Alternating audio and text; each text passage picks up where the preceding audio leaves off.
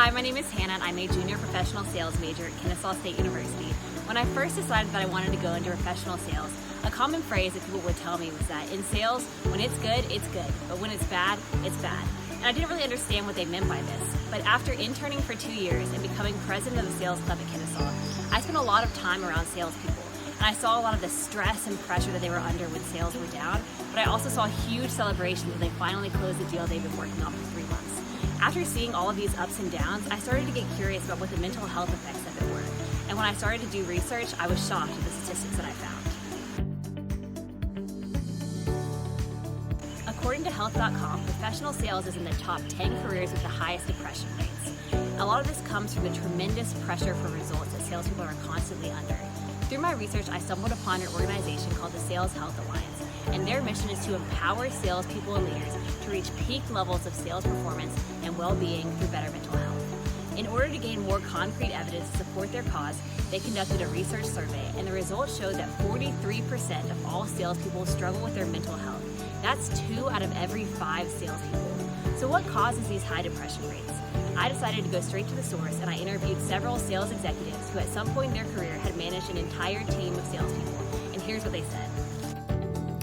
After looking over my interview notes, I realized that all of the common causes mentioned fell into 3 broad categories, which are personality, area of focus, and external pressure. A lot of people who go into sales have a similar profile of being type A personalities, high achievers with a will to win, and they typically don't handle losing very well. They also don't like to be told no, and when you face an 80% rejection rate, it's very easy to get discouraged. Third, they often saw salespeople bottling up their emotions and not addressing it. It's often seen as taboo to talk about your mental health issues in the workplace. In the interviews, they mentioned that those who focus on money instead of a deeper meaning or life calling seem to have less motivation. Another factor is a lack of short-term and long-term planning in order to add structure to avoid chaos. They also don't know how to look at the bigger picture. They get so caught up in the day-to-day that they can't see small wins towards a greater goal. Salespeople are constantly checked in on to see when they're going to close a deal, but they are not often checked in on to see how they are doing mentally.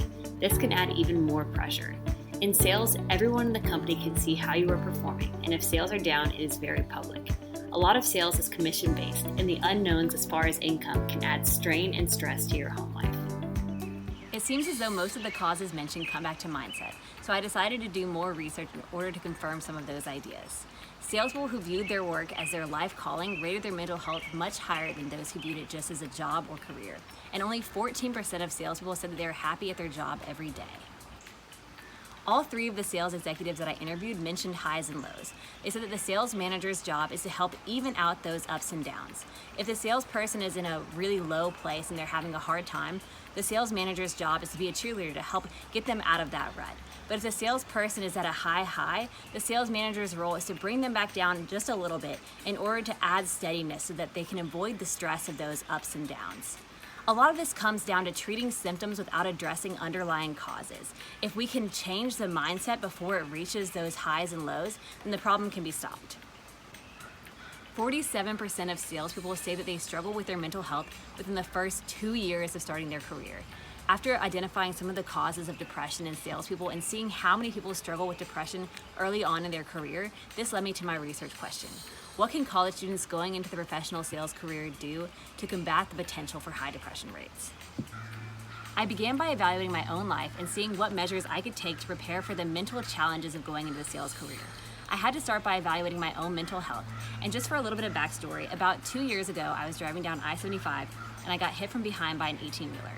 It was a best case scenario accident. We walked away with very minor injuries. But the worst part was the mental effect of immediately after we got hit. After we got hit, we were stuck in the middle of 4 lanes of traffic on I-75, and there were cars flying past us on either side, and they weren't even slowing down. So because I was in the driver's seat, I felt like I should have been able to have control and do something, but I couldn't move the car and I couldn't do anything to save us.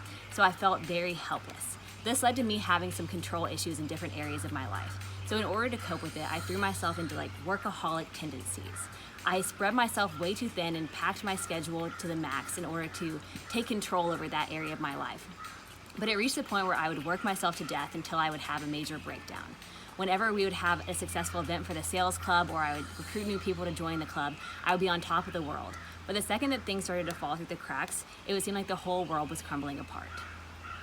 I realized that because of my mental health history, I fit the description of a student going into sales that could benefit from techniques to prevent depression. So I began to look into what college students can do, and I started by asking an on-campus therapist. Some of the techniques that she mentioned were practicing mindfulness by going out into nature and being alone with your thoughts. 2, exercising as a stress relief and to focus your attention on something other than your problems. 3, meditation. 10 minutes of meditation can make your day 10% better. 4, breathing techniques for when you feel stress coming on. 5, making sure you are consistently getting enough sleep. 6, eating healthy and clearing out junk food. And finally, having a creative outlet. She mentioned dancing it out or spending time with friends. Some techniques more specific to sales include focusing your mindset on small wins in order to reduce peaks and valleys, having a long-term and short-term plan and setting realistic goals to achieve them, and practicing open communication by being more transparent about where you are in the sales cycle. I tried to apply as many of those techniques as possible into my own life, and here's how that turned out.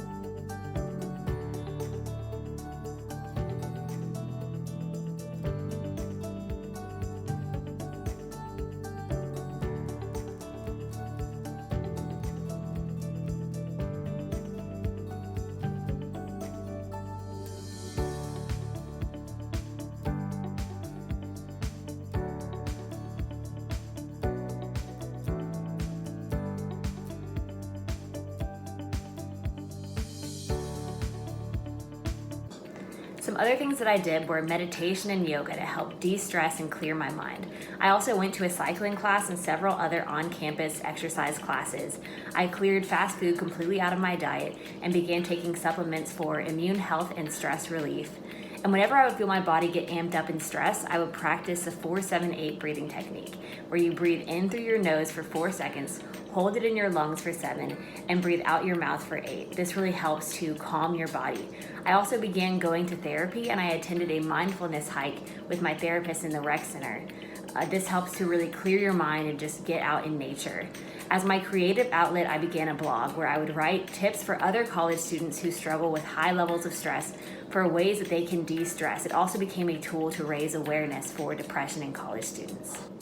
After applying all of this to my own life, I wanted to find a way to quantify my results. I could tell a noticeable difference, but I didn't know how to show that. So I asked my therapist for her thoughts on quantifying happiness. She said that happiness is extremely subjective and personality has a lot to do with it. There are also a lot of external factors that impact what we think makes us happy, such as society. In the United States, we live in a very individualistic society that focuses on doing what's best for you. But a lot of other countries are much more collectivistic, where it's what's best for the society as a whole. Another factor that impacts what makes us happy is what we're told makes us happy while we're growing up and from our friends and family. Since happiness is so subjective, I struggled to quantify my results in a way that was applicable to others, but I did notice several key areas in my life where I saw improvement. The technique that was the most beneficial to me was the mindfulness activities. The first time that I went out into nature and practiced clearing my thoughts, I was shocked at how fast my thoughts were racing. It seemed like there were 1,000 different things on my brain, but practicing mindfulness and meditation really helped to slow those racing thoughts and give me a lot more clarity. Second, getting organized and developing a plan took a lot of pressure off. It seemed like my brain was a computer screen with 15 different tabs open. But by taking time to write out my goals and get organized, it really helped me to have a lot more clarity, and I was able to prioritize better and make time for things that make me happy. I could tell that my productivity increased drastically. Another thing that was really beneficial to me was exercising, because that was a great stress relief. I ended up using exercise as a way to get all of that pent-up energy that I had from stress out. And I noticed on nights that I would exercise, I slept a lot better. Exercise also became an outlet for me to focus my mind on something other than the thousands of thoughts racing in my brain. But the most noticeable improvement that I saw was that by making mental health a priority in my life, I was able to stop trying to please everyone at my own expense. I learned how to say no to things that I didn't have time for or didn't want to do. I realized that it's not selfish to take time to work on improving your mental health, and that it's in fact necessary to do so. And as a result, I felt much happier.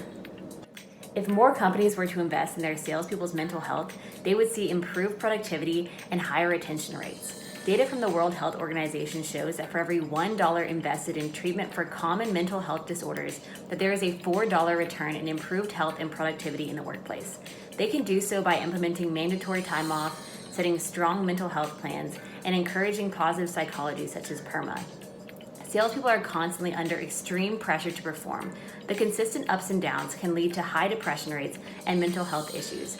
More awareness needs to be brought to the factors that impact those depression rates and what college students can do to prevent that in their own lives.